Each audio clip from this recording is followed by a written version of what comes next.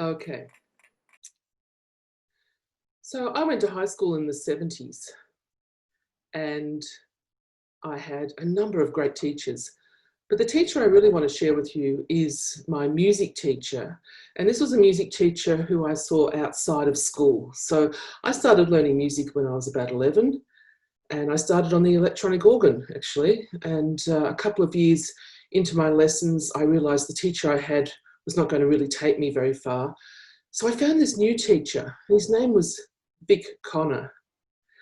And my mother and I went to a concert and heard him play, and we thought, oh, this is such a fantastic musician. I wonder if he does lessons. And he did, and he lived just up the road from us. It was all sort of came together. So I learned from this teacher for about 5 years, very formative years. And he was the sort of teacher who told me a lot, but he also taught me by example.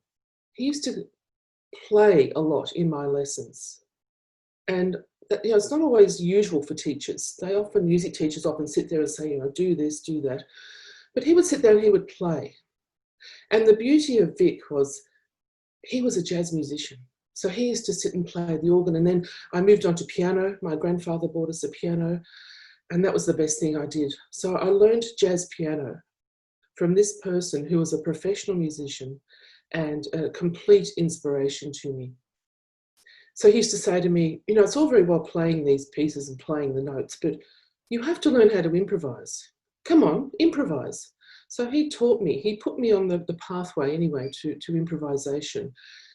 So much so that it influenced my career choice at that time. I went to university, I studied music, I graduated with jazz studies and composition.